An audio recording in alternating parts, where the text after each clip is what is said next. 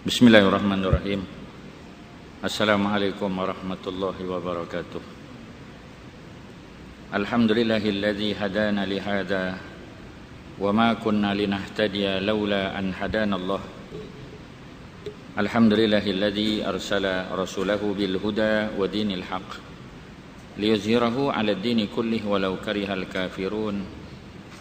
Subhanaka la ilma lana illa ma 'allamtana innaka antal alimul hakim. Rabbi shrah li sadri wa yassir li amri wahlul 'uqdatam min lisani yafqahu qawli wala haula wala quwata illa billahil aliyul azim.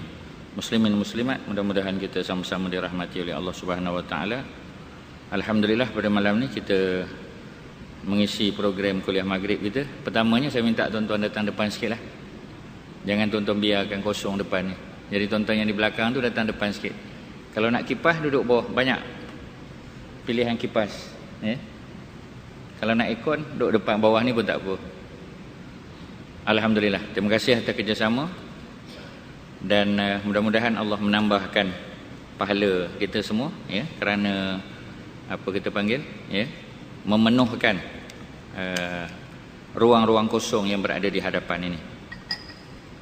Jadi malam ni kita mula dengan membaca hadis riwayat daripada Al-Imam Muslim, ya. Jadi tajuk malam ni ialah hukum memelihara anjing sebenarnya, ya? Sebab banyak orang tanya pasal anjing. Jadi saya yakin kalau tuan-tuan tak pelihara pun mungkin jiran tuan-tuan pelihara, ya, sebelah rumah kita, sebab kita berjiran dengan orang non-Muslim kan. Jadi ada anjing di rumah kita tu, ya, sebelah rumah. Kadang-kadang dia datang depan rumah. Jadi macam mana kita tengok bagaimana keadaan pemeliharaan anjing pada zaman Nabi? Ada tak pernah, ya, kita kata anjing masuk rumah Nabi ke? Pernah ke tak? Jadi malam ni kita akan sebut, ya, saya kutip daripada hadis-hadis yang sahih, ya, dalam kitab Sahih Al-Bukhari dan Sahih Muslim. Dan kalau tuan-tuan yang dah ada persoalan tentang anjing tu boleh tanyalah, ya. Jadi hadis yang pertama ni riwayat daripada isteri baginda. Jadi bila kita sebut isteri itu, dia rapat sangatlah dengan Nabi, ya. Kerana beliau dianggap salah seorang daripada periwayat hadis yang paling banyak. Kalau kita belajar bab hadis, ya, hadis 40 ke, Riyadhus Shalihin, Bulughul Maram, kitab apa saja, sudah tentu kita akan biasa mendengar nama Aisyah, ya, isteri Nabi ini meriwayatkan hadis. Dan beliau duduk pada tempat yang keempat dalam ranking perawi hadis yang paling ramai, yang paling banyak meriwayatkan hadis. Sudah tentulah yang pertama ialah Abdul Rahman, nama dia, ya, Abdul Rahman bin Sakhar. Jadi kalau saya sebut Abdul Rahman, mungkin tuan-tuan kata siapa dia Abdul Rahman ni? Abdul Rahman bin Sakhar ni adalah Abu Hurairah, ya. Abu Hurairah tu gelaran dia, tapi nama sebenar dia Abdul Rahman. Kalau tuan-tuan tengok dalam kad penalan dia, nama dia Abdul Rahman, ya. Tapi kad penalan tak ada lah zaman tu, ya. Cuma nak cerita macam tu. Jadi nombor satu Abdul Rahman bin Sakhar, yang paling banyak meriwayatkan hadis, ya. Yang nombor dua Abdullah ibnu Umar, ya. Yang ketiga Anas bin Malik. Yang keempat Aisyah, ya. Kita kena stop kat situ, walaupun ramai lagi, tapi kita kena stop pada Aisyah tu. Jadi hadis yang diriwayatkan oleh Aisyah lebih kurang 2210. Banyaklah tuan-tuan, ya, 2210. Sebab apa banyak? Sebab kita nak menghafal hadis 40 je tu pun tuan-tuan seumur hidup, ya, menghafal hadis 40 itu pun lekat hadis yang pertama saja, innamal a'malu binniyat, itulah sepatah tuan-tuan, ya. Yang lain tu susah nak menghafal dia. Kerana menghafal Al-Quran dan hadis-hadis Nabi ni tidak termasuk budaya masyarakat kita lagi, belum lagi, ya. Pelajar tahfiz tu lain, memang dia full time. Tapi kita yang part time ni memang belum lagi, ya, mula berjinak-jinak untuk menghafal hadis-hadis Nabi terutamanya, ya. Quran tu alhamdulillah dah mulalah, tapi hadis Nabi tu belum. Jadi hadis ini riwayat Aisyah, annaha qalat, bahawasanya Aisyah suatu hari, ya, dia menceritakan tentang bagaimana, kata dia, wa ada Rasulullah sallallahu alaihi wasallam Jibril alaihi salam. Jadi yang ini memerlukan sedikit pengetahuan bahasa Arab, ya.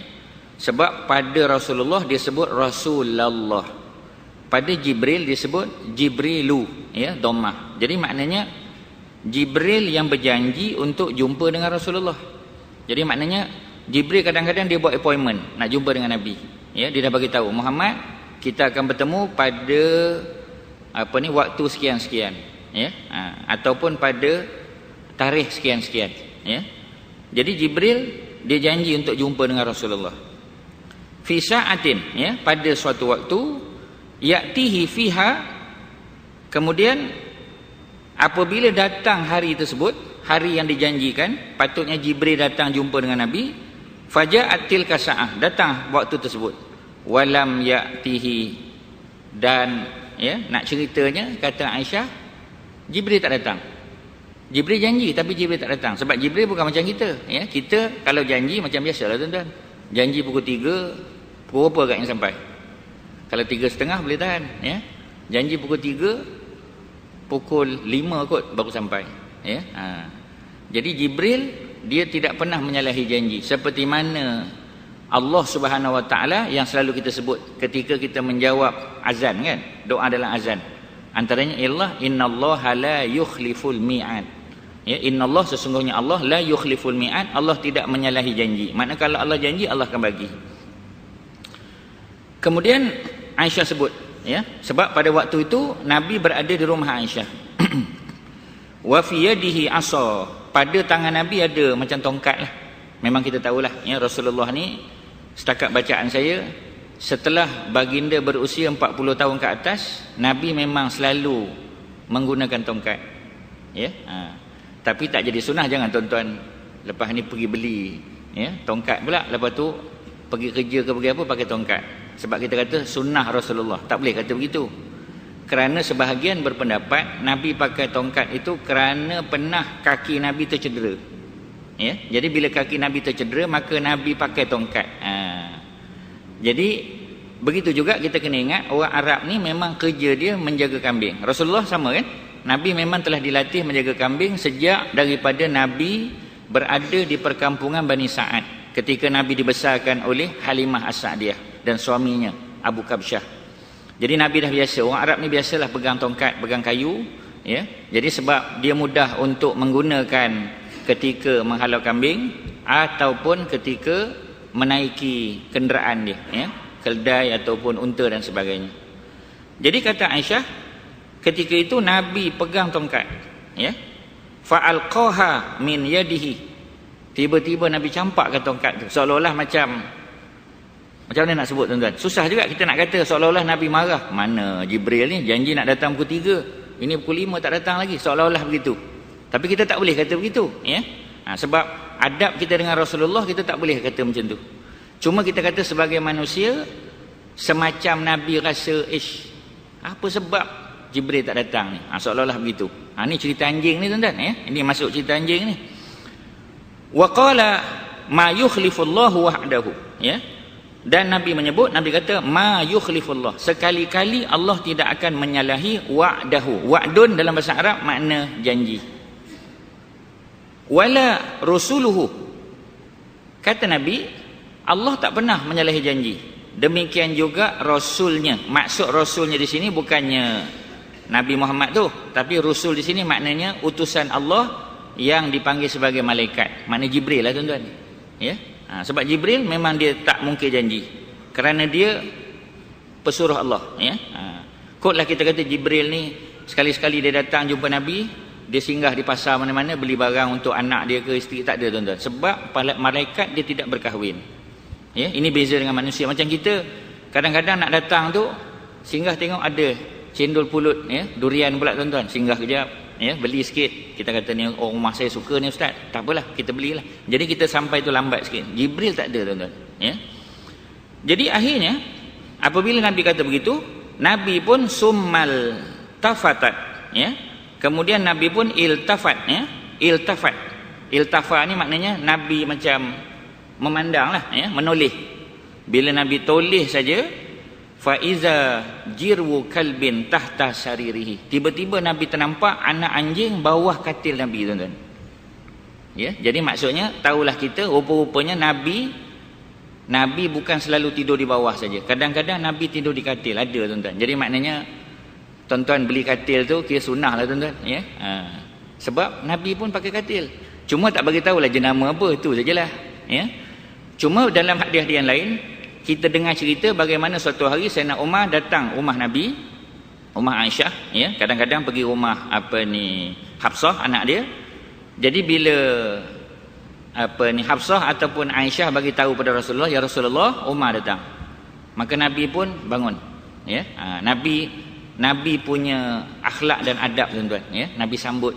Macam kita kalau ada orang datang rumah kita relax je. Suruh dia masuk. Kalau kita lah. Tapi Rasulullah tak. Rasulullah pergi sambut, tuan-tuan.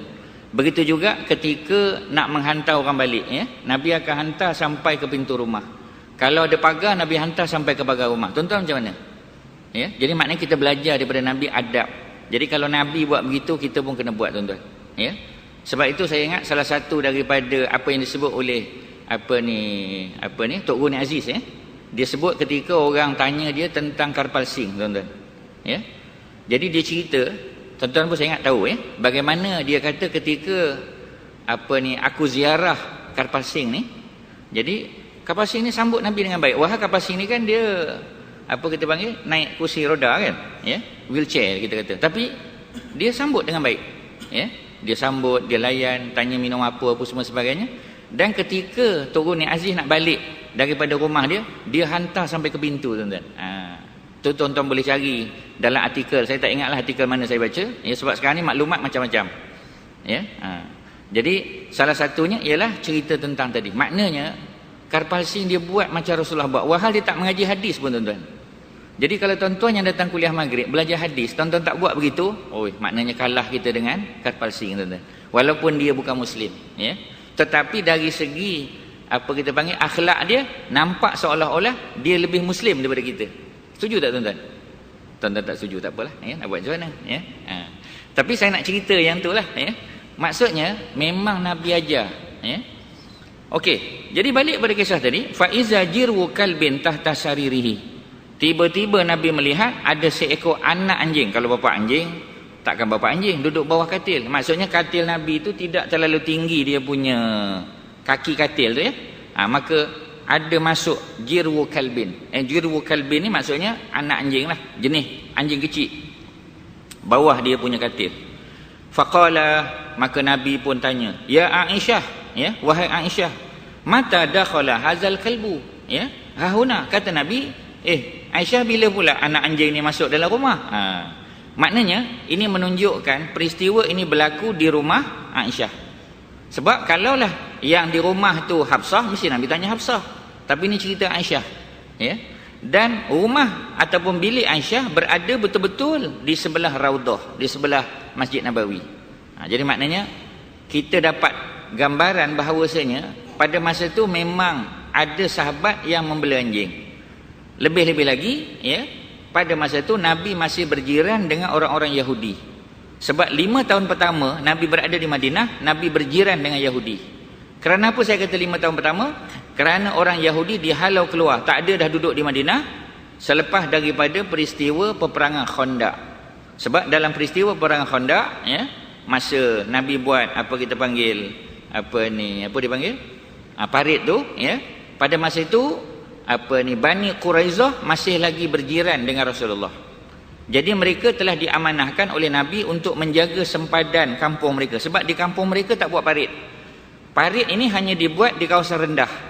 Jadi saya nak bagi gambaran pada tuan-tuan bahawa jangan tuan-tuan bayang masa gali parit tu seluruh Madinah, sekeliling Madinah tu gali parit. Tak, tuan-tuan. Sebab Madinah juga dibatasi oleh Bukit Uhud. Madinah juga dibatasi oleh beberapa bukit yang lain. Jadi siapa nak buat parit atas bukit, tuan-tuan? Ya. Jadi makna parit ini hanya dibuat di kawasan rendah dan kawasan yang mudah dimasuki oleh musuh. Di situ buat parit. Dan saya bagi gambaran pada tuan-tuan, parit yang digali oleh Nabi dan para sahabat cukup luas. Cuba tuan-tuan bayang, pada masa itu tak ada lagi bulldozer, tak ada lagi, tuan-tuan. Ya, traktor tak ada lagi. Jadi cuba kita bayang bagaimana mereka menggunakan tulang 4 kerat untuk menggali parit yang cukup dalam dan cukup lebar.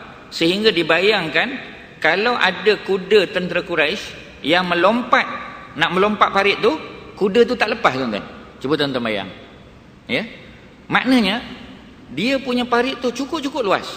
Kerana kalau ada mana-mana kuda yang cuba melompat, kuda tu tak akan lepas. Dia akan jatuh ke dalam parit dan maknanya mungkin patah kaki kuda tu. Termasuklah dia punya penunggang tadi mungkin mati ya, kerana patah tengkuk dia, ataupun sekurang-kurangnya patah tangan atau kaki dia. Mana luas tuan-tuan, cuba kita bayang. Saya gambarkan lagi pada tuan-tuan supaya dia punya feel tu dapat tuan-tuan. Dahlah parit tu luas ya, pada masa tu tidak ada apa kita panggil bulldozer, tak ada kita kata alat-alat yang canggih-canggih, tak ada ya. Ketika mana mereka menggali parit pada masa itu ialah bulan Ramadan, perang bulan Syawal, tapi persediaan dia pada bulan Ramadan. Cuba tuan-tuan bayang. Saya tambah lagi feel dia tuan-tuan. Dahlah bulan Ramadan yang dalam musim sejuk tuan-tuan ya, dan pada masa itu dianggap sebagai musim apa kita panggil kelaparan, sebab Nabi dan para sahabat terpaksa mengikat perut ya. Tuan-tuan biasa dengar cerita bagaimana Nabi bersama para sahabat turun untuk menggali parit. Kalau pemimpin kita sekarang ni tuan-tuan, dia hanya rasmi saja. Dia datang, dia kata mana gunting ya, orang pun bagi gunting, dia pun ambil, dia pun potong, dia kata alhamdulillah ya, kita berjaya. Bukan berjaya, baru potong rebin saja tuan-tuan. Kemudian dia pun pergi minum sikit ya, minumlah, dia tarik 2 gelas, makan goreng pisang sikit, kemudian dia kata minta maaf, saya ada projek lain, saya nak kena rasmi pula. Begitu tuan-tuan. Ini pemimpin sekarang. Tapi pemimpin dulu dah, Rasulullah bersama-sama para sahabat. Ketika mana para sahabat bertemu dengan bongkah batu yang besar, para sahabat cuba ketuk, tak boleh nak buat. Maka akhirnya mereka minta Rasulullah datang. Rasulullah yang pecahkan tuan-tuan. Cuba tuan-tuan bayang, makna tenaga Rasulullah tu hebat. Jadi mereka terpaksa mengikat perut. Dan kisah yang masyhur bagaimana Jabir ya, ketika dia balik ke rumah, maka dia tanya pada isteri dia, ada tak apa makanan yang boleh kita jamu Rasulullah. Pasal para sahabat baru tahu rupanya sahabat-sahabat ikat perut dengan seketul batu, Nabi ikat perut dengan 2 ketul batu. Maksudnya lagi lapar Rasulullah tuan-tuan ya. Jadi akhirnya apa yang berlaku? Maka Jabir kata, kalau ada sikit makanan tu kita jemputlah Nabi dan AJK Masjid lah kalau istilah sekarang ya. AJK Masjid tu maknanya Abu Bakar, Umar, Osman, maknanya sahabat-sahabat VIP ni. Maka kata isterinya, tak apalah ya, panggil lah. Maka akhirnya siapa yang datang tuan-tuan? Yang datang bukan AJK, yang datang seluruh ahli masjid pada malam tu. Maka terkejut Jabir, tapi Rasulullah mengarahkan Jabir, jangan apa kita panggil ya, jangan tengok-tengok apa ada dalam bekas masakan tadi. Maknanya cedok saja tuan-tuan. Bagi mangkuk, cedok saja sehingga semua yang datang boleh makan dan masih berbaki untuk tuan rumah lagi ya. Ini kita panggil sebagai dalail an-nubuwah dipanggil. Jangan tuan-tuan kata mukjizat, ni bukan mukjizat. Sebab mukjizat adalah sesuatu yang mengalahkan hujah orang kafir, itu mukjizat. Tetapi kalau sekadar benda-benda yang bersifat luar akal manusia untuk menerima, itu kita panggil sebagai dalail an-nubuwah. Dalail daripada perkataan dalil, makna tanda-tanda kenabian. Sebagai contoh, air keluar daripada jari Nabi kan ya, ketika para sahabat nak berwuduk, air sudah kehabisan, maka Nabi masukkan jari-jari baginda yang mulia ke dalam kirbah, dipanggil kirbah itu ialah apa kita panggil, bekas minuman atau bekas air yang dibuat daripada kulit, biasanya kulit kambing ya. Jadi kulit kambing itu disembelih, kulitnya tu dekat bahagian kaki tu diikat, dan pada mulutnya tu dibuat macam corong, jadi boleh isi air dalam tu. Nabi masukkan tangan baginda yang mulia ke dalam kirbah ya. Akhirnya semua para sahabat boleh berwuduk dan boleh minum air daripada air tadi yang keluar daripada jari jemari Rasulullah ya. Jadi ini juga dipanggil sebagai dalil kenabian, dalail an-nubuwah. Okey, saya stop kat situ ya. Jadi selepas daripada perang Khandaq, barulah orang-orang orang Yahudi, Bani Quraizah dihalau keluar daripada Madinah. Maknanya tahun kelima adalah tahun terakhir orang Yahudi berada di Madinah, tapi cukup 5 tahun untuk Nabi berjiran dengan mereka. Okey, kita baca lagi hadis ni. Jadi maksudnya tuan-tuan, di Madinah memang ada anjing pada masa tu ya. Kalau sekarang kita masuk Madinah tak jumpa anjing, Mekah tak jumpa tuan-tuan ya. Kita akan jumpa serigala dan sebagainya dalam perjalanan di padang pasir, itu jumpa. Tapi di kawasan Tanah Haram kita tak jumpa tuan-tuan ya. Okey. Jadi balik pada cerita tadi, maka Nabi pun tanya pada Aisyah. Nabi kata, ya Aisyah, mata dakhala hazal kalbu hahuna, Bila pula masa ni anak anjing ni sekecil ni masuk dalam rumah, duduk pula bawah apa kita panggil, bawah apa ni, katil Rasulullah, ya.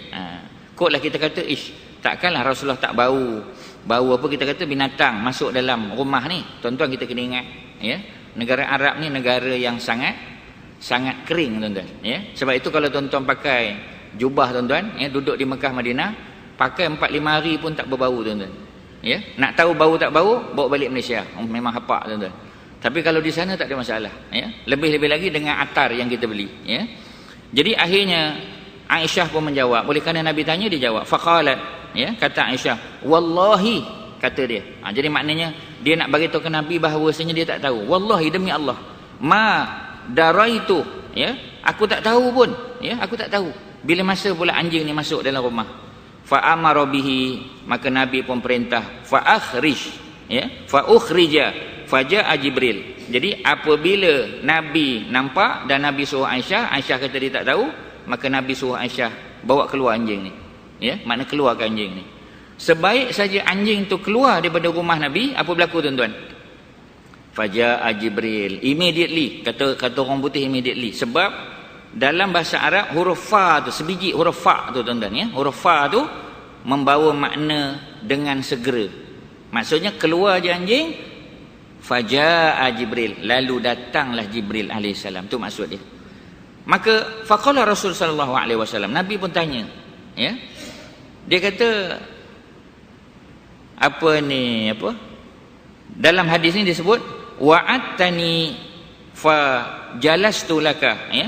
Kata apa ni Rasul sallallahu alaihi wasallam, wahai Jibril, ya, engkau dah janji nak jumpa dengan aku, maka aku tunggu kau, ya. Falam ta'ti, tetapi engkau tak datang. Faqala mana'ani al-kalbu allazi kana fi baitika. Maka Jibril pun bagi tahu, sebab yang aku tak datang tadi, yang tak boleh masuk ke rumah engkau tu, ialah kerana al-kalbu, kerana anjing tadi, allazi kana fi baitika, yang berada dalam rumahmu. Jadi maknanya jelas dalam hadis ini bahawasanya memang anjing ni menghalang malaikat masuk ke dalam rumah, ya. Mana malaikat Jibril mengkonfirm tak datang lah, tuan-tuan, ya. Sebab malaikat Jibril antaranya bawa wahyu, bila pula dia nak bawa wahyu ke rumah kita, ya. Tapi maksudnya malaikat lain, macam malaikat rahmat sebagai contoh, ya. Jadi malaikat rahmat tu tak dapat dia masuk dalam rumah kita.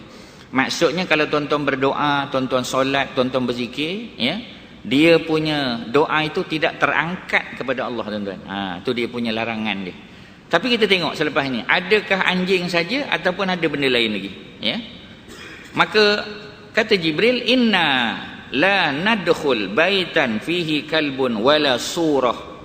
Jadi kata Jibril alaihissalam, inna, sesungguhnya kami ni maknanya puak-puak malaikat ni lah, tuan-tuan, ya, geng-geng malaikat ni, la nadkhulu baitan, kami tidak sekali-kali boleh masuk ke dalam rumah, ya, fihi kalbun, yang di dalamnya ada anjing, wala surah, dan di dalamnya ada gambar. Dan sebahagian menyebut gambar ini maksudnya gambar binatang.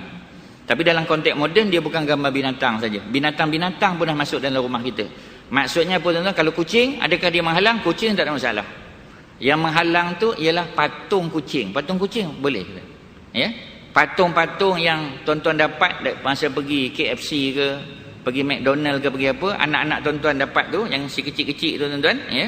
Sama ada Doraemon ke, sama ada apa kita panggil Angry Bird ke, ya, apa sajalah, dibawa balik, dipamerkan, diletak di tempat yang nampak macam mulia, yang itu semua menghalang benda ni daripada malaikat masuk ke dalam rumah kita, tuan-tuan, ya. Ini saya mulakan perbincangan hari ini dengan hadis yang pertama, cerita tentang bagaimana malaikat tidak akan masuk ke dalam rumah yang mempunyai anjing.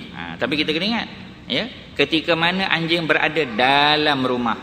Jadi setakat ni kita tahu kalau luar rumah tak apa, ya. Dalam rumah tak boleh. Okey, itu yang pertama.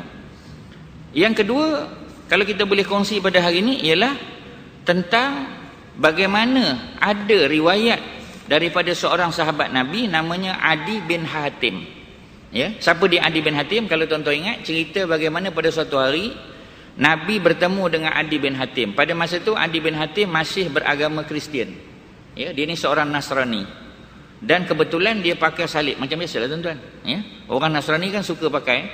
Cuba tuan-tuan tengok yang penyanyi-penyanyi ke pelakon yang negro-negro kan, ya, tonton tengok, bukan main besar lagi. Saya punya, bila anak saya tanya, saya jawab mudah saja. Saya kata lagi besar cross dia, lagi tak rajin dia pergi gereja, tuan-tuan, ya. Sebab apa? Sebab kalau dia selalu pergi gereja, tak payah tunjuk, tuan-tuan, tak payah pamir-pamir. Sebab tu dalam Islam kita dilarang mempamerkan apa kita panggil, apa ni, tanda-tanda agama pada kita, ya. Maksudnya tak payahlah, tuan-tuan, ya. Tak payah minta supaya kita punya dahi jadi hitam, tak perlu. Tapi kalau tuan-tuan yang dah dapat dahi hitam tu, biarlah, jangan gonyoh pula dengan apa kita panggil, ya, dengan serbuk pencuci ke apa, tak perlu, ya. Itu biarkan saja. Tapi jangan bercita-cita supaya dahi tuan-tuan jadi hitam. Kerana bimbang takut jadi riak, tuan-tuan, ya.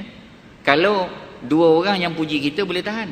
Tapi kalau 200 orang puji kita, esok kita jalan macam ni, tuan-tuan, ya. Bimbang takut macam tu. Jadi oleh kerana itu, elok orang tak tahu kita kaki tahajud, lebih baik, ya. Elok orang tak tahu kita kaki puasa sunat, lagi baik, tuan-tuan, ya. Jadi jangan pula, tuan-tuan, masa kawan tanya kita, pasal apa lewat? Dia kata biasalah Isnin kan, Isnin, ya. Jadi buka puasa tadi, ya. Jadi itu yang lambat sikit tu. Orang tak tanya pun, orang tanya, ya, pasal apa lambat tu saja. Kita bagi jawapan yang panjang pula, tak payah, tuan-tuan, ya.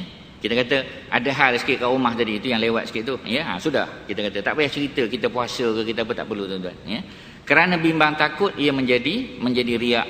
Dan riak ini adalah ibarat api yang membakar daun-daun yang kering pada hari yang sangat panas. Itu dia, tuan-tuan, ya.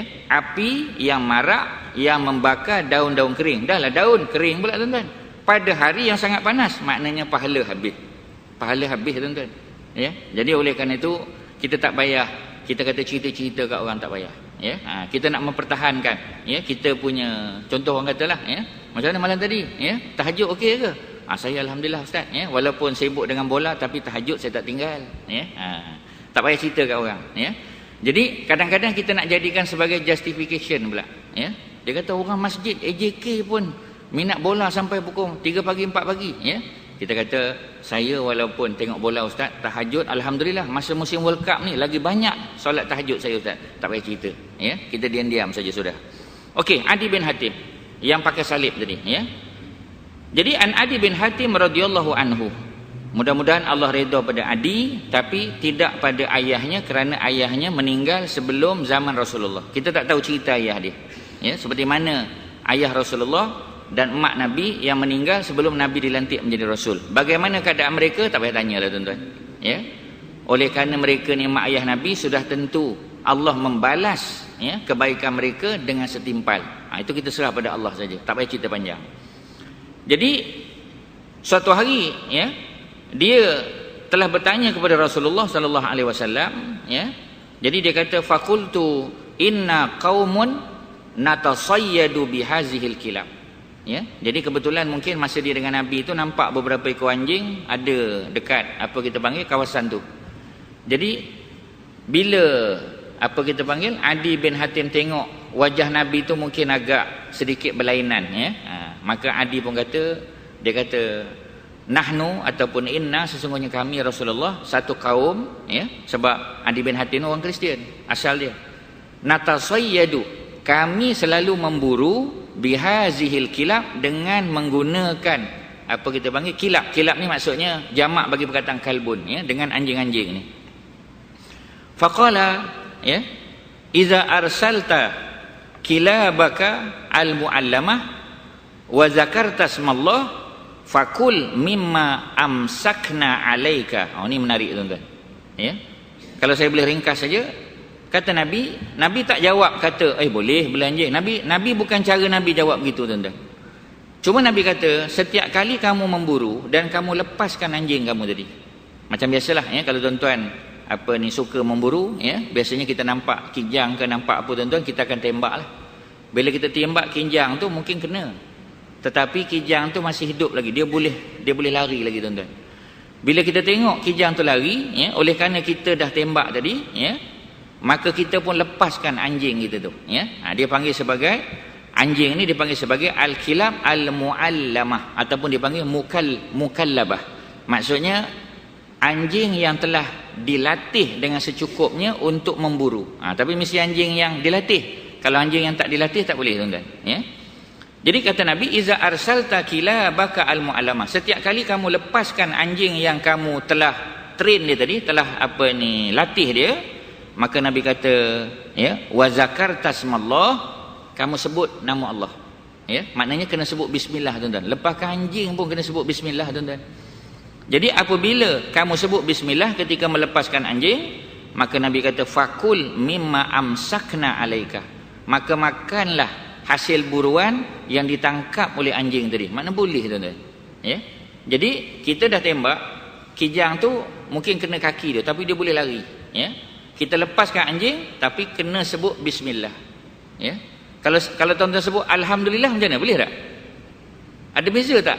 Macam kita orang sembelih korban, bila kita nak sembelih korban tu patutnya sebut bismillah kan? Tiba-tiba dia sebut alhamdulillah. Macam mana? Sah tak?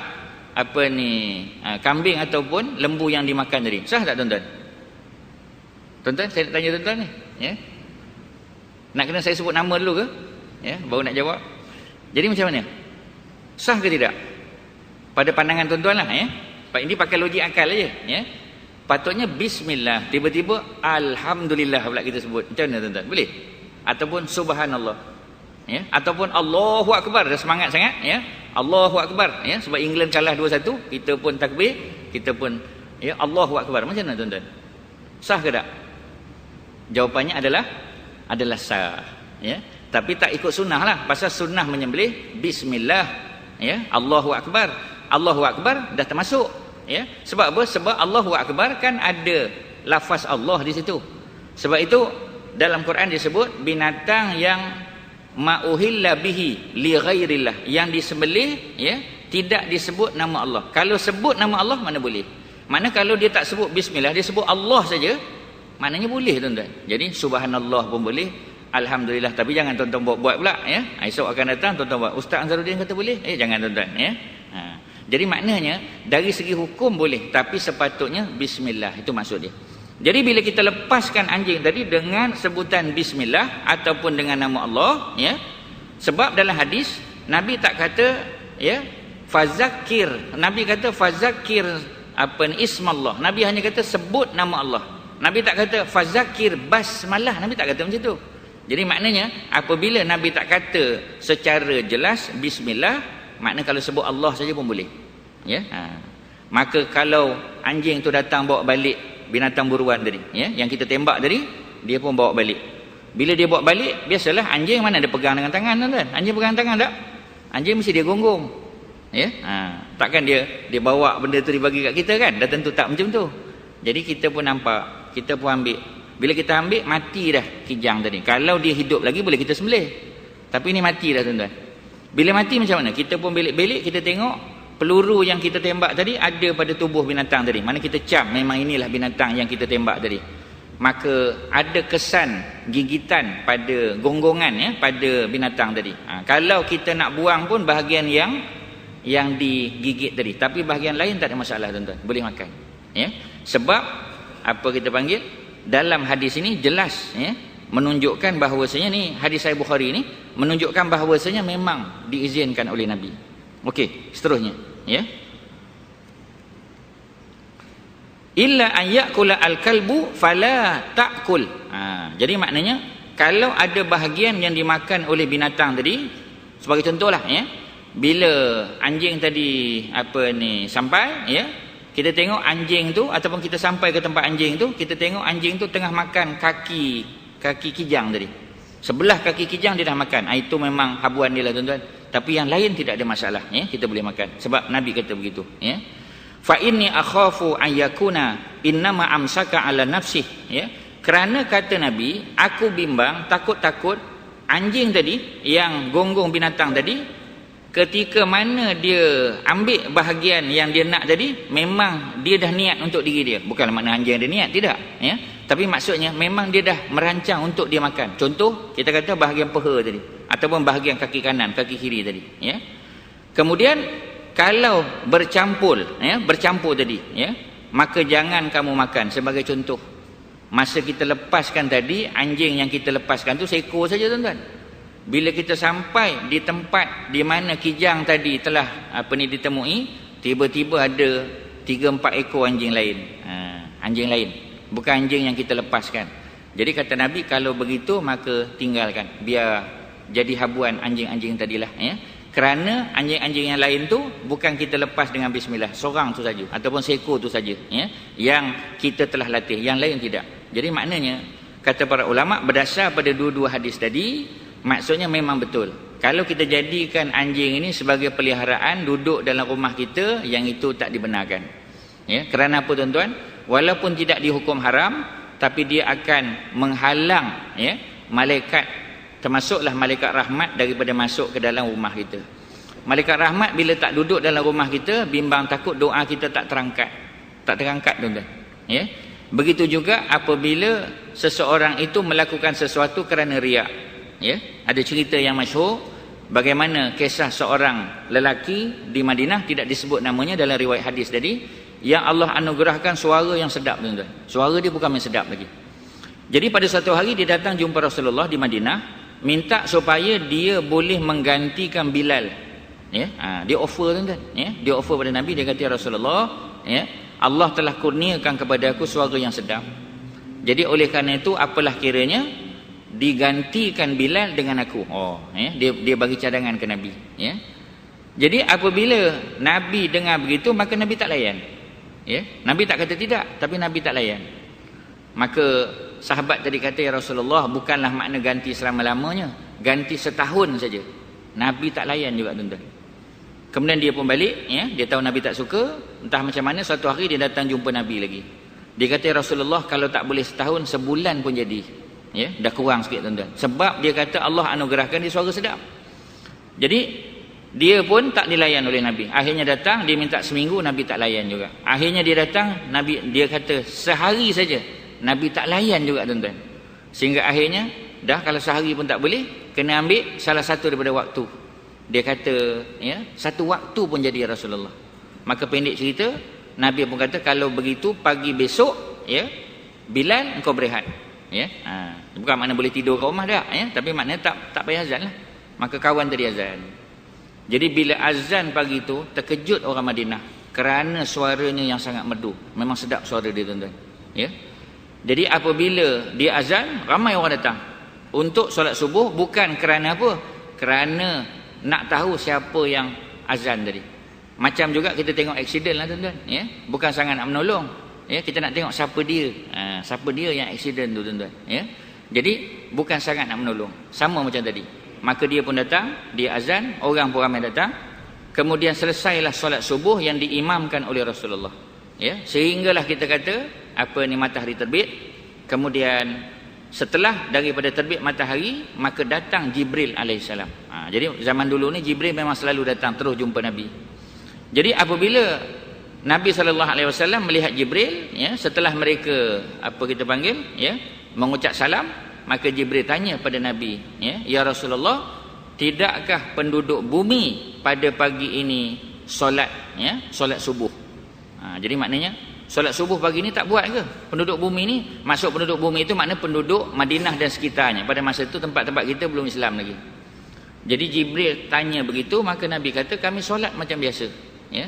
Tapi Jibril kata kebiasaannya kalau Bilal yang melaungkan azan, azan itu didengar oleh ashabus sama, maknanya ahlus sama, orang langit dengar tuan-tuan.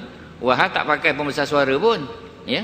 Tetapi kerana kita kata keikhlasan dia, suara azan itu didengar oleh penduduk langit.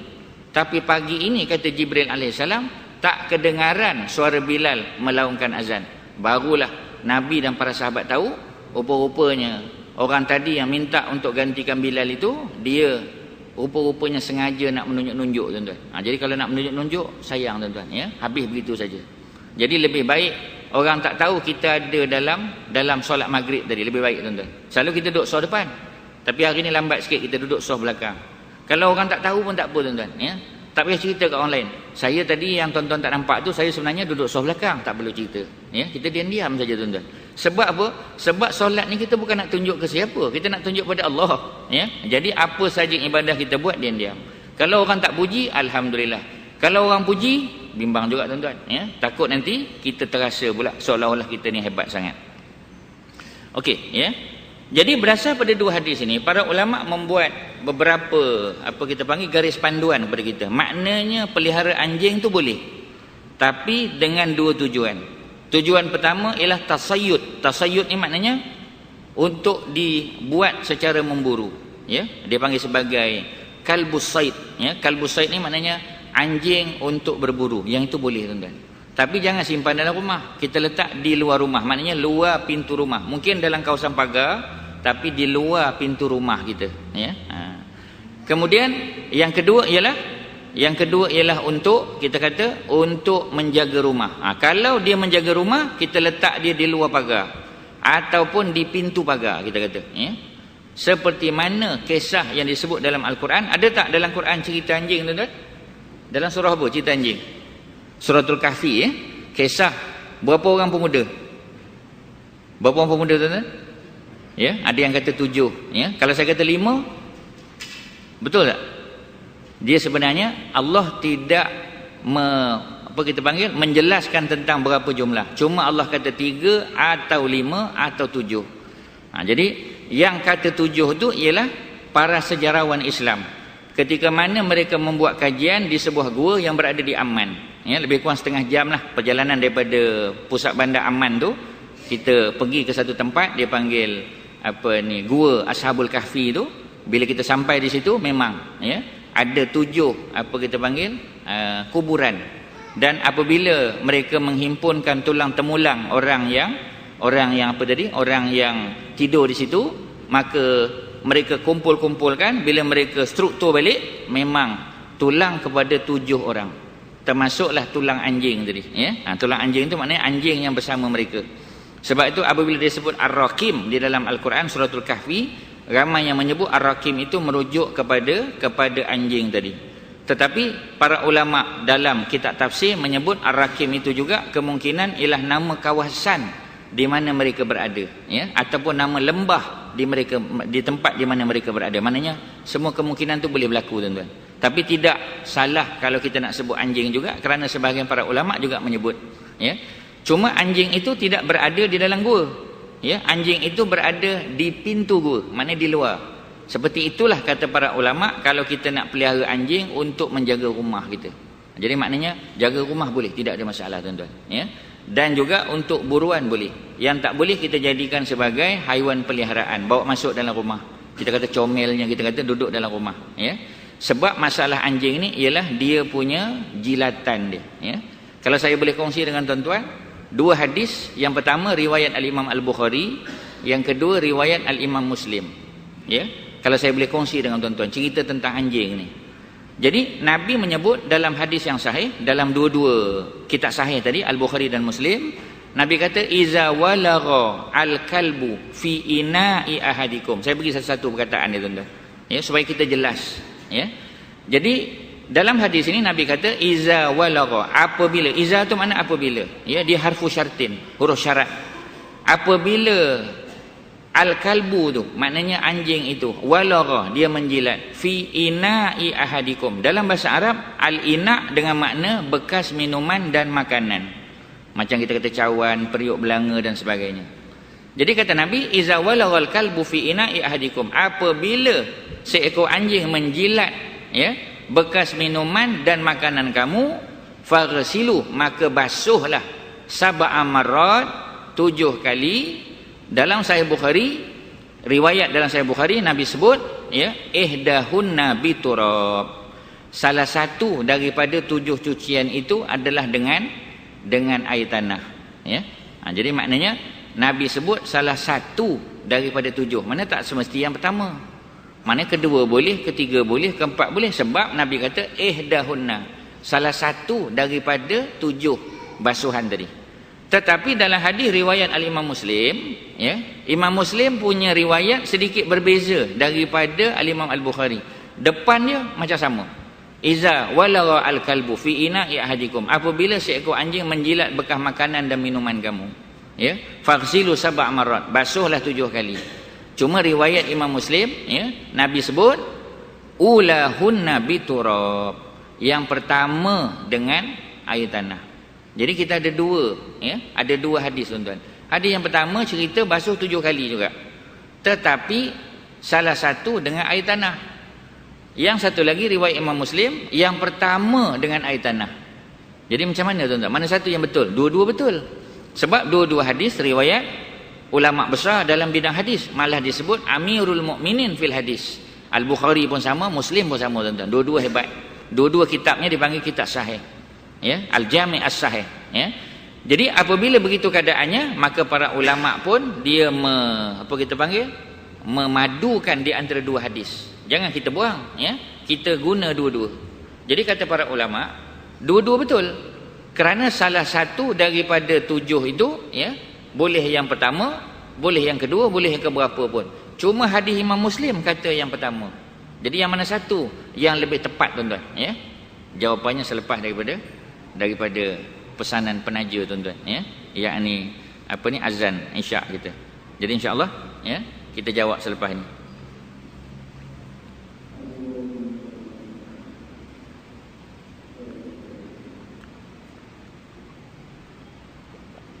Bismillah walhamdulillah wassalatu wassalamu ala rasulillah wa ma taufiqi illa billah.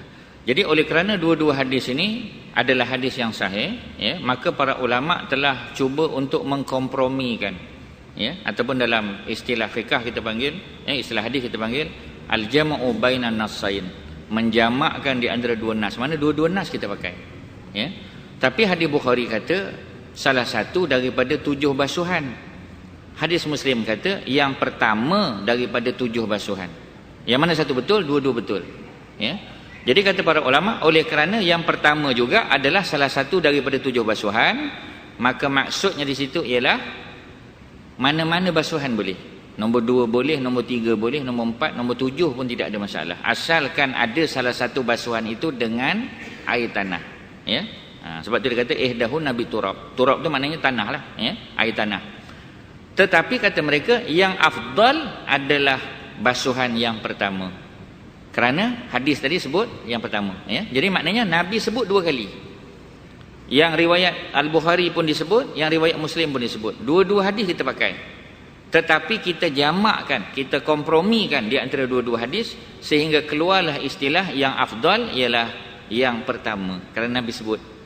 Tapi kalau ada orang nak basuh yang kedua, yang ketiga, yang ketujuh, tidak ada masalah, ya. Dari segi samak itu hukumnya sah, maknanya boleh, tidak ada hal.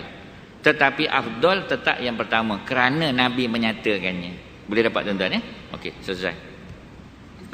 Jadi sekarang ni saya nak sebut tentang perumpamaan yang Nabi buat tentang anjing. Memang malam ni kita tajuk dia anjing, tuan-tuan, ya. Walaupun anjing tak boleh masuk masjid, tapi cerita tentang anjing boleh masuk masjid, tuan-tuan, ya, tak ada hal. Jadi kisahnya ialah tentang Anas bin Malik. Ni Anas bin Malik riwayat. Anas bin Malik saya nak sebut pada tuan-tuan, tadi saya dah sebut awal kan, yang paling banyak meriwayatkan hadis kan Abu Hurairah. Kita dah sebut tadi. Ataupun nama sebenarnya Abdul Rahman bin Sakhar. Paling banyak, ya. Lebih kurang 5,300 hadis yang diriwayatkan, paling banyak tuan-tuan. Walhal dia masuk Islam pada tahun yang ke-7 Hijrah. Masuk Islam lambat. Tetapi yang paling banyak hafal dia, tuan-tuan. Yang kedua, Abdullah ibnu Umar yang meriwayatkan lebih pada 2,600 hadis, itu nombor 2. Ya, tak pelik kerana Abdullah ibnu Umar masuk Islam sejak daripada Mekah. Ya, dia bersama dengan Nabi sejak Mekah. Bila bapa dia berhijrah ke Madinah, dia pun hijrah juga. Ya, jadi maknanya masa dia lama dengan Nabi. Tak pelik kalau dia jadi orang nombor 2. Nombor 3 kita dah sebut, Anas bin Malik. Nombor 4 Aisyah tadi kan. Nombor 3 Anas. Ini cerita Anas bin Malik yang meriwayatkan lebih kurang 2,280. Ya, 2,280 hadis. Kalau Aisyah tadi kurang 70. Sebab Aisyah 2210. 2280 tolak 2210, makna 70 hadis lebih sikit. Jadi kata Anas bin Malik, ya, cerita daripada dia. Dia kata Rasulullah telah bersabda, ya, anin Nabi SAW qala, Nabi sebut, Nabi tegur tentang seorang lelaki yang solat macam anjing, tuan-tuan. Ada cerita, tapi bukanlah maknanya daripada takbir, tidak. Ketika mana dia sujud. Ini kita betulkan, tuan-tuan, ya. Jadi kata Nabi, qala i'tadilu fis sujud. Nabi kata i'tidallah kamu ketika sujud. I'tidal makna apa yang kita faham? I'tidalnya lepas pada rukuk lah, ya. Sebab pada rukuk kita membangun sami Allahu liman hamidah. Iktidal dipanggil. Apa makna iktidal? Iktidal makna kita luruskan kita punya apa ni? Tulang belakang mana kita berdiri tegak betul. Qiyam kita tu masa sami Allah liman hamidah tu biar lurus. Iktidal dipanggil. Ya. Sebab itu dalam apa ni solat, sebelum kita solat, imam pun sebut, ya.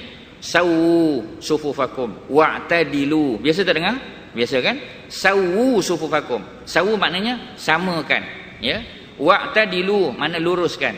Dia punya tumit ataupun dia punya kedudukan kita tu, soft kita tu biar lurus. Maknanya ada perkataan iktidal juga. Jadi apabila Nabi kata wa'tadilu ataupun iktadilu fi sujud, mana ketika kita sujud, ya, jangan kita merendah tuan-tuan. Kita punya belakang tu biar lurus, ya. Jangan kita apa kita panggil, kita relax saja, santai tak. Kena buat betul-betul. Sebab Nabi sebut iktadilu fi sujud. Kemudian kita pergi yang Nabi larang. Wala yabsut ahadukum. Wala yabsut, ya, daripada perkataan basata. Basata maknanya jangan kamu hamparkan. Ya. Jangan kamu hamparkan, janganlah seseorang kamu menghamparkan zira'aihi. Zira' ni maknanya ni. Apa kita panggil, kita punya tangan ni, ya, tangan kita ni. Sebenarnya tangan tu daripada hujung sampai sini, ya. Dalam bahasa Arab ini yadun. Ya. Buktinya ialah dalam Quran cerita tentang potong tangan. Tentang hukum apa tu dipanggil tuan-tuan? Hukum hudud, ya, bukan hudhud, ya. Hudhud burung, ya, hukum hudud. Ya, yang orang duk sebut sekarang ni lah, ya. Jadi salah satu daripada kesalahan hudud adalah mencuri. Ya, asariqu wasariqatu kata Quran. Faqta'u aydiyahuma, ya. Maka potonglah tangan kedua-duanya, sama ada pencuri lelaki atau pencuri perempuan. Kita dah bincang dulu. Sebab apa Quran sebut pencuri lelaki dulu? Pasal apa tak sebut pencuri perempuan? Kerana kebanyakan daripada pencuri adalah lelaki. Setuju tak tuan-tuan? Ya, kena setujulah, ya. Sebab Allah tahu, Allah yang buat manusia, Allah tahulah. Kemudian baru sebut perempuan. Bukan makna perempuan tak mencuri, mencuri juga, tapi lebih ramai lelaki daripada perempuan, ya, yang mencuri tadi. Maka kata Allah faqta'u, maka potonglah aydiyahuma, tangan kedua-duanya. Sebab itu dalam bahasa Arab tangan adalah daripada hujung sampai di sini, sampai pergelangan. Sebab itu bila dihukum potong tangan, dia tak potong kat sini. Sebab tangan itu sampai sini saja. Sebab itu yang dipotong adalah pergelangan tangan. Boleh faham, ya? Tetapi sekarang ini Nabi kata wala yabsutu ahadukum zira'aihi. Maka janganlah seseorang kamu menghamparkan zira' dia. Zira' ni sampai sini. Ya, sampai ke siku. Itu dipanggil zira'. Jadi apa kita panggil? Apabila kita solat, jangan kita, macam ni istilah dia, jangan kita letak benda ni di atas tempat sujud tuan-tuan. Kerana apabila kita sujud, zira'aihi ni, dua kita punya tangan, kita punya apa istilah ni tuan-tuan? Bahasa Melayu ada istilah. Sebab orang Melayu ni semua tangan, ya. Dia punya apa? Lengan, ya. Lengan bukan ni. Guru biologi mana? Ya. Nak jelaskan yang mana satu, ya. Kalau kita belajar anatomi kan, biologi dulu tengah tempat tuan-tuan, ya. Jadi belah mana? Tak apalah, tangan ni lah, ya. Tapi maksudnya yang sampai dekat siku ni jangan kita hampar. Sebab kedua-dua zira' ni kita kena angkat tuan-tuan, ya. Kita kena angkat, ya. Nak tunjuk payah sikit tuan-tuan, ya. Kalau ada gambar kita boleh tunjuk, tapi maksudnya selalu saya secara peribadi, tuan-tuan pun saya ingat nampak biasa orang letak, ya, dia hamparkan kat sini, ya. Jangan hamparkan, kita kena angkat dia tuan-tuan. Boleh faham, ya? Jadi oleh kerana itu yang ni kita betulkan. Sebab walaupun, ya, Nabi tidak sebut haram ataupun batal solat, tetapi ia termasuk perkara makruh. Makruh apa makna dia makruh? Makruh makna yang dibenci. Jadi makna jangan buat tuan-tuan, ya. Jangan kita buat. Kerana Nabi telah tegur, Nabi gambarkan solat ataupun sujud orang itu seperti mana sujudnya al-kalbu, ya, maknanya anjing. Jadi ini ada larangan. Dan hadis ini disebut oleh Al-Imam Al-Bukhari juga tuan-tuan, ya. Okey. Kemudian kita tengok ada beberapa soalan yang dikemukakan. Yang pertama, bagaimana kalau orang buta membela anjing sebagai teman dia tuan-tuan? Ya, orang buta ni kita kata pakai tongkat cukuplah tuan-tuan, ya. Saya kalau nak kongsi dengan tuan-tuan kisah seorang sahabat saya, ya, nama dia Abdul Rashid, orang Pulau Pinang. Jadi beliau telah diberi beasiswa oleh JPA tuan-tuan, ya. Tahun saya ingat tahun 1990 19 mana 1987 88 gitulah, ya. Dia salah seorang pelajar cemerlang, ya, daripada Pulau Pinang. Jadi Jabatan Perkhidmatan Awam JPA telah bagi beasiswa pada dia, beasiswa penuh untuk melanjutkan pelajaran ke luar negeri, ya. Bidang yang diambil ialah apa kita panggil public administration, ya. Itu bidang yang dibagi pada dia. Jadi alhamdulillah dia pun setelah dia berbincang dengan keluarga dia, ya, mungkin selepas istikharah dia pun berangkat ke luar negeri, tuan-tuan, ya. Jadi dia telah dihantar ke sebuah universiti di California sana, ya, di Amerika Syarikat, di sebuah universiti yang dia punya universiti itu memang banyak kemudahan untuk orang buta. Ya, pasal Abdul Rashid tadi dia buta, dia bukan buta pada kecil, tuan-tuan, ya. Dia buta ketika dia bermain mercun, ya. Semasa dia berada pada tingkatan 3. Jadi dia asalnya celik, ya. Tapi dia kata pada saya, alhamdulillah saya jadi buta, ya. Dia kata pada saya, tuan-tuan. Sebab apa? Sebab sebelum saya buta, ya, saya buta Quran, dia kata. Sebelum dia buta Quran, tuan-tuan. Tapi setelah dia buta, dia celik Al-Quran. Allahu Akbar, ya. Kalau tuan-tuan dengar daripada mulut dia, mungkin tuan-tuan akan rasa, dapat feel dia, tuan-tuan. Saya sebab saya berdepan dengan dia bercerita dengan saya. Jadi rupa-rupanya masa dia kecil dulu, sampai tingkatan 3, memang dia samsing, tuan-tuan, ya. Memang nakal, ya. Tuan-tuan bayanglah, mercun tu macam-macam benda dia boleh buat, tuan-tuan, ya. Jadi selepas daripada dia buta kerana mercun tadi, ya, maka dia dihantar ke sekolah cacat penglihatan, belajar braille, tuan-tuan, ya. Jadi baca Quran pun pakai braille. Alhamdulillah kenal dia, tuan-tuan, ya, kenal Quran akhir dia. Jadi cerita dia pergi belajar di luar negeri, ya, dan masalahnya ialah orang buta di Amerika Syarikat, ya, kebiasaannya bawa anjing. Jadi apabila dia pergi ke universiti pada waktu pagi, ya, sebab biasa dia pergi pagilah, ya, sekitar pukul 8 suku dia akan pergi, ya. Sebab biasa kelas pukul 8.30 ataupun pukul 9. Dia jadi jalan kakilah, ya. Kemudian dia akan balik pada waktu petang nanti. Sebab kalau dia nak pergi universiti pergi balik itu susah, tuan-tuan. Jadi dia akan sembahyang Zuhur dan Asar di universiti, ya.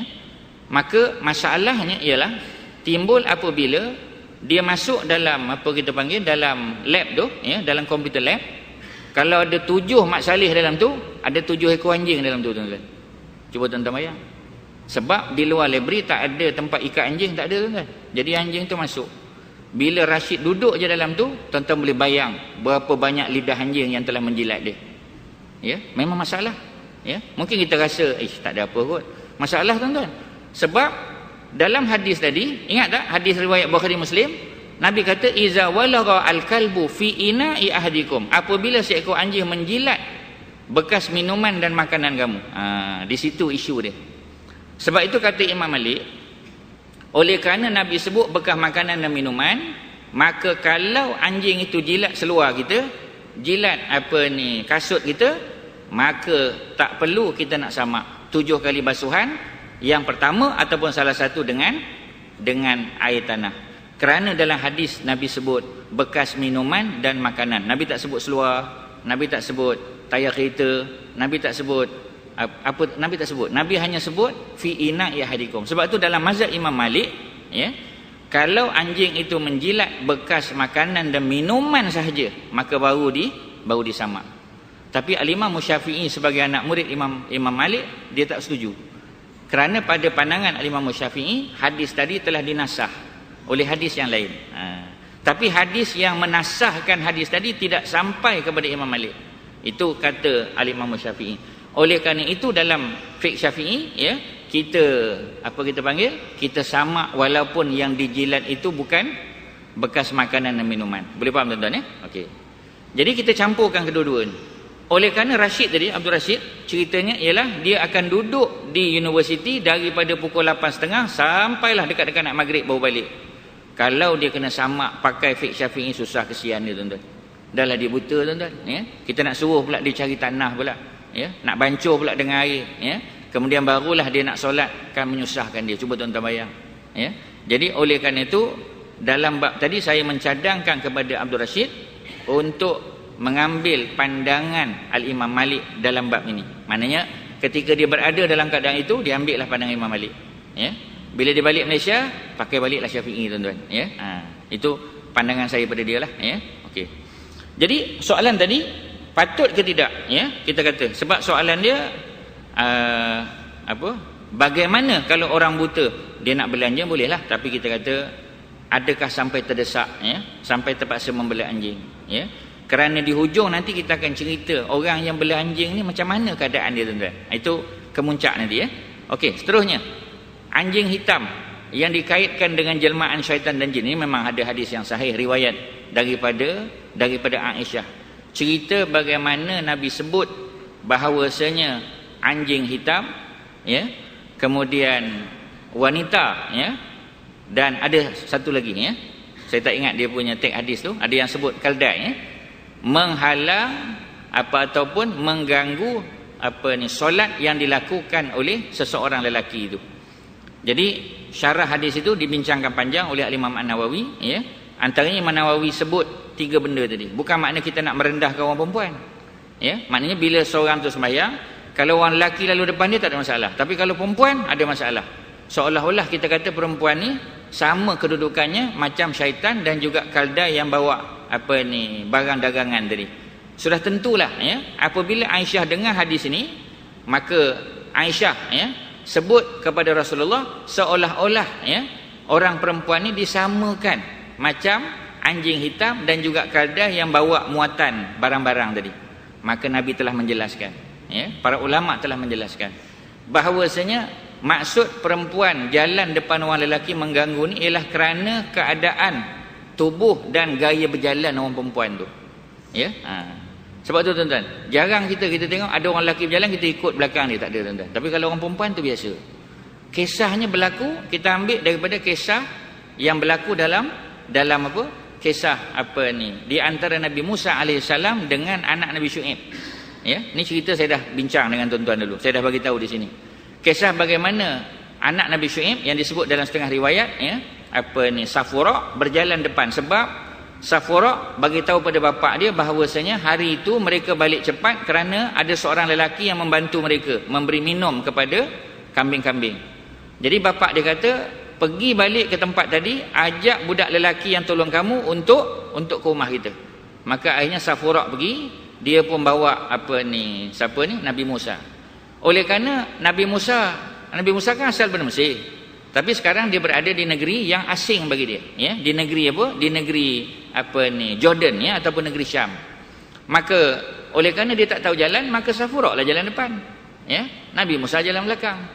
Tiba-tiba pakaian yang dipakai oleh Safura itu terbuka sedikit, ya, disebabkan angin, ya. Jadi ternampaklah aurat Safura tadi, menyebabkan Nabi Musa kata, berjalan di hadapan singa lebih aku suka daripada berjalan di belakang seorang wanita, ya. Tuan-tuan, macam mana berjalan depan singa? Okey, ya. Berbanding dengan berjalan di belakang wanita. Maka Nabi Musa yang duduk depan, ya, Safura di belakang.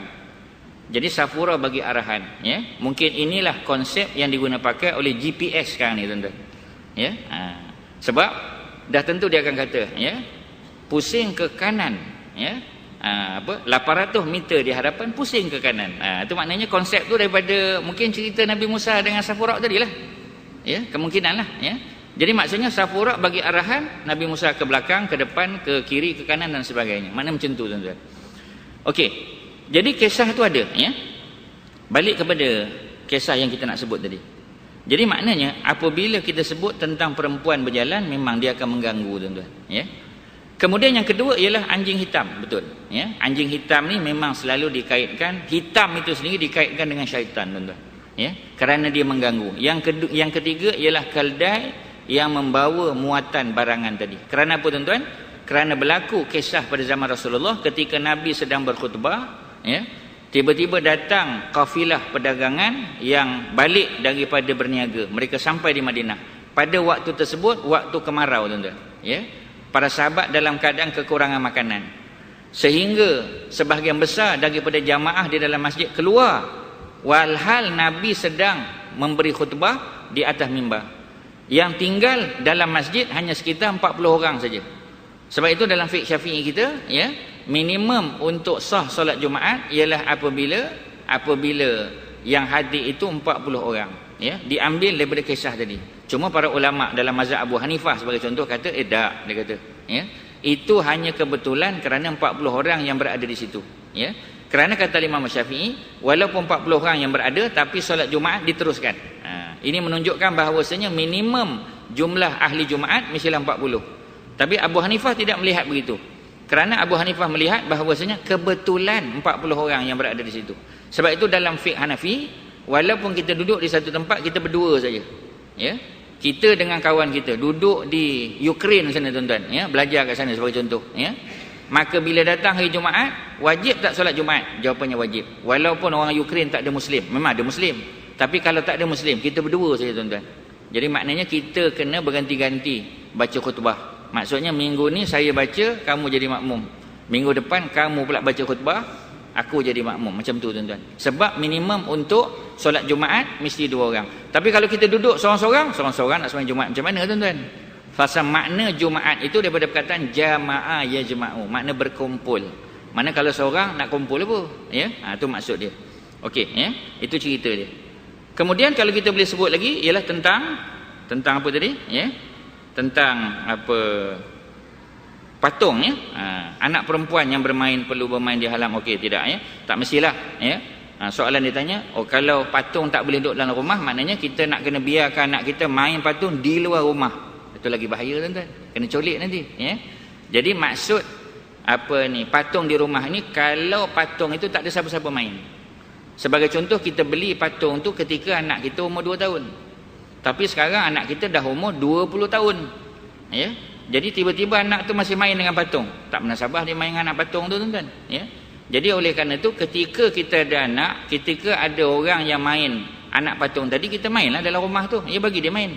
Tapi setelah dia selesai main, kita ambil anak patung tu, kita simpan di tempat yang tertutup. Sebagai contoh, mungkin kita ada bag ke, ya, ataupun ada laci dan sebagainya. Ketika dia tak main, kita simpankan. Jangan kita pamir letak di tempat yang seolah-olah kita memberikan satu nilai hormat kepada dia. Ya, memanglah kita tak sembah patung Angry Bird tu, memanglah tuan-tuan. Tetapi kita letak di tempat yang mulia. Macam orang bawa balik Mekah. Kan biasa orang balik Mekah kan beli unta tu kan, ya, unta yang assalamualaikum kan, unta tu kan, ya. Jadi kita pun beli, kita pun letak atas TV. Bila orang datang, orang tegur, ini apa ni unta? Ini saya beli di Mekah ni, dia kata, beli di Mekah. Dia tak peduli beli di Mekah ke beli di London ke, asalkan ia dalam bentuk yang tadi, ya. Maknanya nampak kaki dia sempurna, ada mata, ada hidung dan sebagainya, maka yang itu akan menghalang masuknya malaikat rahmat ke dalam rumah kita. Jadi nak beli untuk anak kita main. Tapi setelah dia besar, kita simpan, ya. Mungkin ada anak yang lain pula datang nanti, cucu dan sebagainya. Masa mereka nak main, mainlah. Selepas tu kita simpan tuan-tuan, ya. Jangan nanti cucu dah balik, datuk dengan nenek pula yang main anak patung tadi, ya. Jadi maknanya kita simpan, ya. Itu kaedah dia. Mana jangan bagi anak main di luar rumah pula, ya. Okey, kemudian ada lagi banyak cerita-cerita lain ni, ya. Tentang anjing liar. Ya, macam mana? Perbincangannya panjang tuan-tuan. Tapi kalau sampai ke peringkat anjing itu memudaratkan, ya, mengganggu, menggigit, mengganas dan seumpamanya, maka sudah tentu kita boleh ambil tindakan, ya. Salah satunya ialah kita tangkaplah, letak di satu tempat, ya. Ataupun kalau jumlahnya terlalu banyak, ya, sehingga menimbulkan rasa takut, boleh datang penyakit dan sebagainya, boleh tak dibunuh? Hukumnya adalah harus tuan-tuan, boleh. Ya. Tapi macam tadilah, ya, seperti mana saya sebut, apa dia punya cerita tentang orang yang memelihara anjing ni. Ini yang kita panggil penutup pada perbincangan kita, ya. Hadisnya hadis yang sahih, riwayat daripada Imam Al-Bukhari juga. Riwayat daripada Abi Hurairah radhiyallahu anhu, qala Rasul sallallahu alaihi wasallam, ya. Nabi kata, man amsaka kalban fa innahu yang kusu kulla yaumin min amalihi qirat, ya.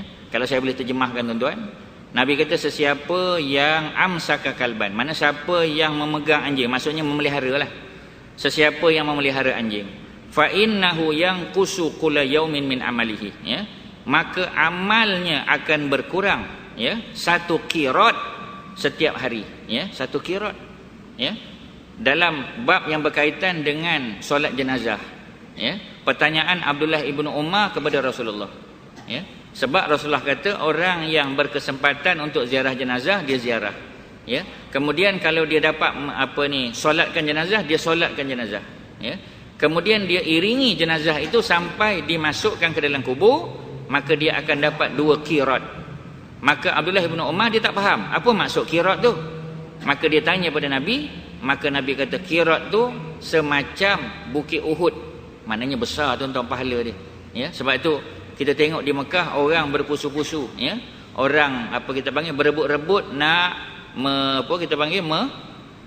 mengangkat, ya, jenazah tuan-tuan, ya. Maknanya boleh tolong angkat sikit pun jadilah kita kata, ya. Sebab apa tuan-tuan? Sebab orang tahu kelebihan mengangkat jenazah, mengiringi jenazah tu sampai ke kubur. Kita doakan dia sampai jenazah itu dikebumikan selesai tuan-tuan, ya. Jadi cuba kita bayang, orang yang sengaja beli anjing tak ada sebab apa-apa. Ni maksud dia bukan untuk memburu, bukan untuk menjaga rumah dan sebagainya, ya. Tak ada apa-apa tujuan, tapi dia pelihara juga. Maka Nabi kata yang kusu kulla yaumin, maka akan berkurang setiap hari min amalihi, daripada pahala amalan dia, ya. Qirat, 1 qirat, ya, pada setiap hari, illa melainkan apa di sini disebut kalba harosin, maknanya anjing yang tugasnya untuk menjaga rumah lah, ya. Dia panggil haros, ya. Haros tu maknanya guard lah tuan-tuan. Sebab tu kalau tuan-tuan masuk ke Masjid Nabawi dalam Raudah, ya, salah satu daripada tiang yang ada dalam Raudah itu ialah Ustuwanatul Haros, dia panggil. Ustuwanah tu makna tiang, ya. Ada banyak tiang dalam tu. Salah satu tiang itu namanya ialah Ustuwanah Al-Haros. Kerana disitulah tempat Sayyidina Ali menjaga Rasulullah ketika Nabi solat tahajud, ketika Nabi solat malam.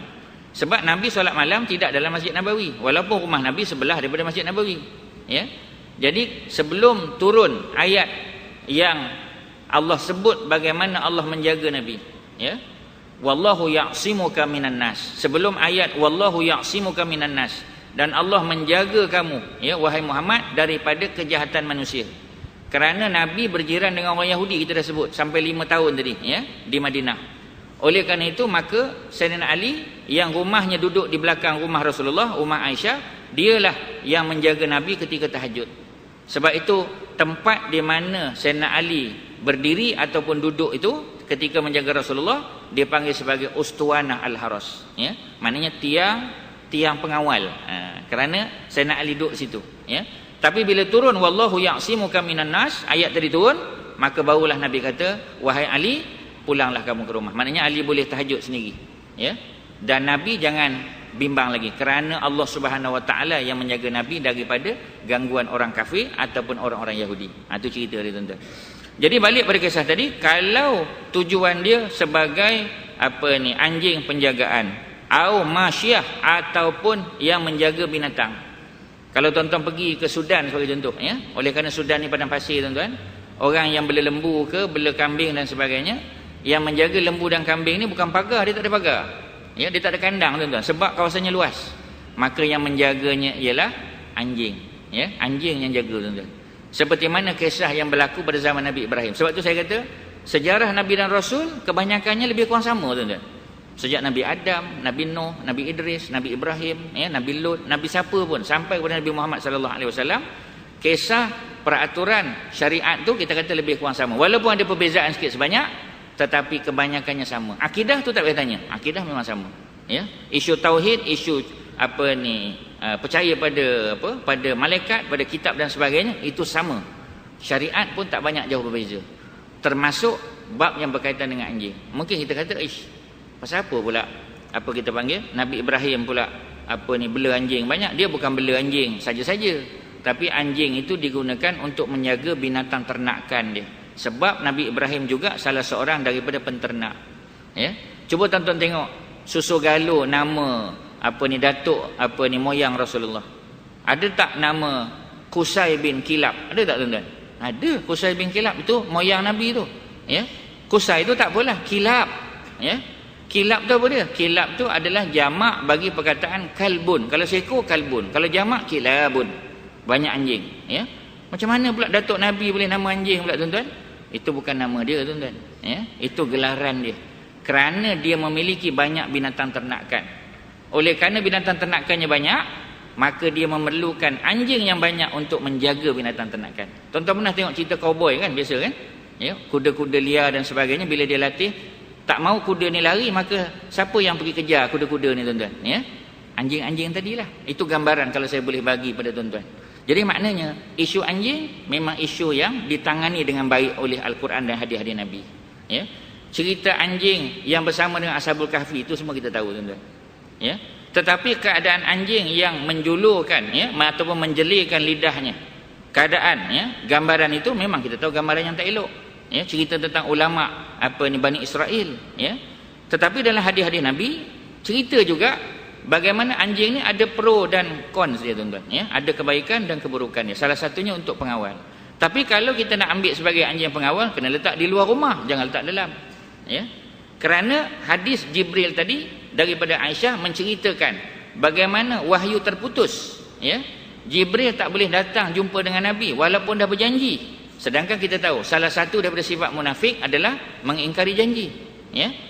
Takkan kita kata Jibril mengingkari janji? Sudah tentu tidak. Tetapi terhalang. Sebab tu kata Jibril, mana'ani, ya, al-kalbu fi baitika, telah menghalang aku daripada masuk berjumpa dengan kaum Muhammad, anjing yang berada di bawah tahta saririka, yang berada di bawah katil engkau tadi. Maknanya kalau saya boleh buat kesimpulan tuan-tuan dan puan-puan, walaupun kita kata jilatan anjing ni dianggap, ya, sebagai najis mughallazah, jilatan dia tuan-tuan, ya, tetapi macam biasalah, ya, dalam Islam walaupun dia dianggap sebagai najis mughallazah, tapi dalam bab yang berkaitan dengan pemburuan boleh, tak ada masalah, ya. Cuma kita lepaskan dia tu mesti dengan bismillah, sama seperti tuan-tuan tembak tadi, ya. Kalau dulu pakai panah, bila kita lepaskan anak panah itu mesti dengan menyebut nama Allah.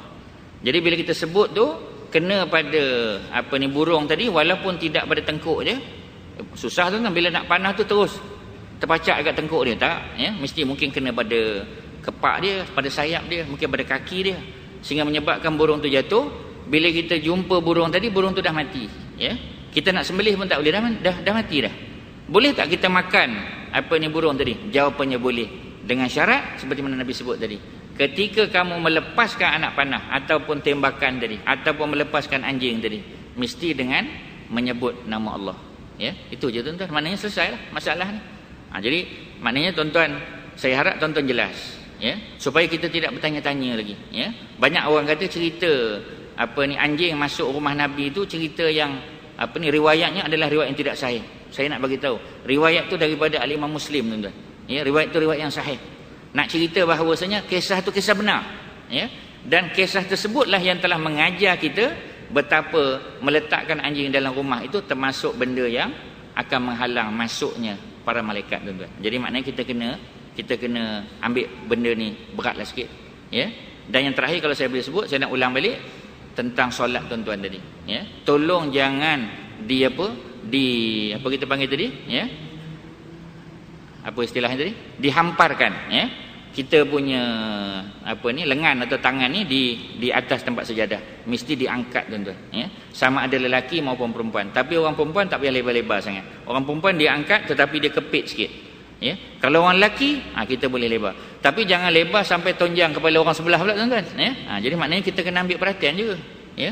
Sebab itu apabila kita sujud, kita duduk tahiyat akhir, ya, patutnya kita duduk iftirash lah, ya, bukan duduk tawarruk. Tetapi kalau orang sebelah kita, sebelah kanan, sebelah kiri, semua duduk tawarruk, sehingga kalau kita duduk iftirash menyebabkan kita terpijak ataupun tertindih kaki orang lain, maka dalam waktu tersebut kita duduk tawarruk macam orang lain, jangan duduk iftirash, ya. Jadi maksudnya Islam dia mengajar kita supaya beradab tuan-tuan. Sama ada di luar solat ataupun di dalam solat, adab-adab tu ada. Dan adab-adab inilah sebenarnya yang menyempurnakan ibadah kita, ya. Jadi itu kena ambil perhatian. Kerana apa tuan-tuan? Kerana kita mesti ingat, ya, akhlak ni adalah benda yang antara benda paling penting, ya. Nabi diutus kepada umat manusia, ya. Sebab tu hadis yang tuan-tuan biasa dengar, ya, hadis yang masyhur, dan hadis ni hadis yang sahih, disebut oleh Imam Al-Bukhari, tetapi bukan dalam kitab sahih dia, sebut dalam kitab Al-Adabul Mufrad. Tapi hadis ni sahih tuan-tuan, ya. Innama bu'istu liutammima makarimal akhlak, ya. Hanya saja aku diutus oleh Allah liutammima, supaya aku menyempurnakan makarimal akhlak, akhlak yang baik tuan-tuan. Jadi maknanya akhlak tu termasuk perkara yang memang sangat-sangat dituntut dalam Islam. Jadi sekadar tu yang boleh saya kongsi pada tuan-tuan pada malam ni. Ambil masa lebih sikit tuan-tuan, ya. Kalau World Cup pun boleh tambah masa, takkanlah ceramah tak boleh tambah masa tuan-tuan, ya. Jadi sudah tentu, ya, dengan tambah masa ni saya harap jelas, ya, persoalan yang berkaitan dengan bab anjing ni tuan-tuan, ya. Sekadar tu, wassallallahu ala sayyidina Muhammadin wa ala alihi wa sahbihi wasallam, alhamdulillahirabbil alamin. Assalamualaikum warahmatullahi wabarakatuh. Aqimussalah.